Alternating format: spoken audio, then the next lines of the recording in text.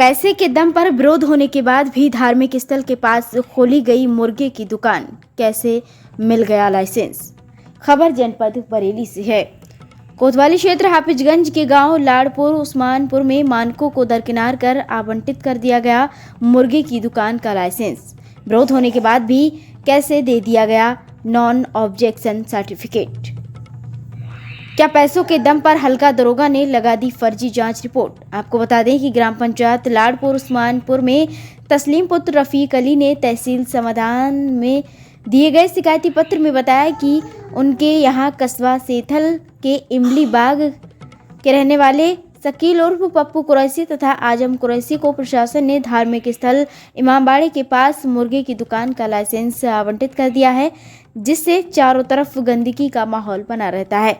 धार्मिक स्थल के पास मुर्गे की दुकान होने से लोगों की आस्था को भी ठेस पहुंचने का काम किया गया है।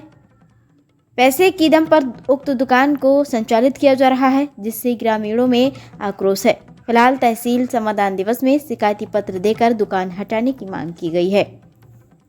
एएचएन मीडिया के लिए शैलेंद्र गंगवार की रिपोर्ट। कहाँ रहते हो? यहीं लाड़पुर से। आप कौन है इस गांव के?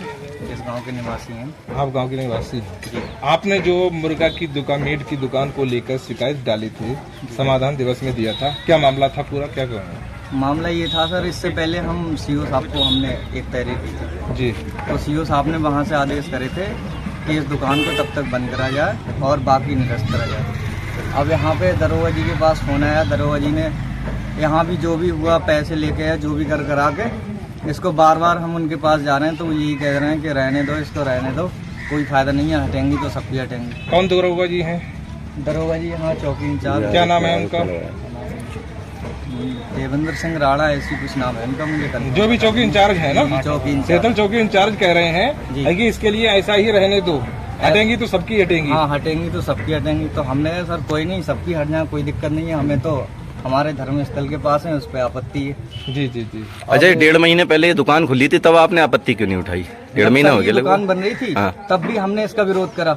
इसका लाइसेंस पिछले महीने, इसको 1.5-2 महीने हुआ है इसका लाइसेंस होने के लिए सबकी एनओसी ली जाती है, किसी का ली जाती है सर। यहाँ पे पूरे मोहल्ले में किसी को पता ही नहीं चला किस टाइम इसकी एनओसी हो गई, किसकी। मतलब कुल मिलाकर आपका कहना है गोपनीय तरीके से परमिशन मिल गई? गोपनीय तरीके से परमिशन हुई है। दुकान ही बन रही थी, जब उससे बोला था दुकान नहीं बनाओ, तो आपने समाधान दिवस में तो एप्लीकेशन दी थी? जी जी सर। अच्छा, तो अब तक कोई देखने आया? अब तक देखने आया ये चौकी इंचार्ज साहब आए थे, तो इन्होंने ये अच्छा, ये दुकान और पुरानी है? 22 साल पुरानी दुकान है ये दुकान सर। 22 साल पुरानी नहीं है पुरानी काफी। नहीं बता रहे वो कि 22 साल है पुरानी, लेकिन ये अभी 1-2 महीने पहले। ठीक है।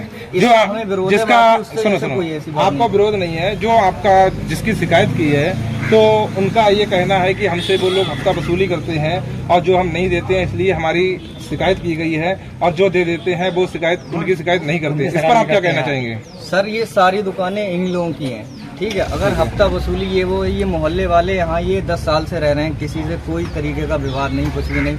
आज इनसे हफ्ता वसूली एक सरासर झूठ और बिल्कुल इल्जाम लगाया जाएगा। आपने इसी दुकान पे क्यों आरोप लगाया? बराबर में भी तो दुकान है सर। वो तो दुकान ऑलरेडी पहले से है, ठीक है। अब ये नई दुकान जो खुली है, इस वजह से इसका विरोध हो रहा है। चलो ठीक है भैया, ठीक है। ये धार्मिक स्थल के बराबर में। और कुछ कहना? बस यही कहना है सर, ये दुकान इसका शासन प्रशासन से क्या मांग करना चाहते हैं? शासन प्रशासन से यही मांग करना चाहते हैं, ये इसका लाइसेंस जो है वो निरस्त करा जाए और ये दुकान यहाँ से खत्म करिए। ठीक है, थैंक यू।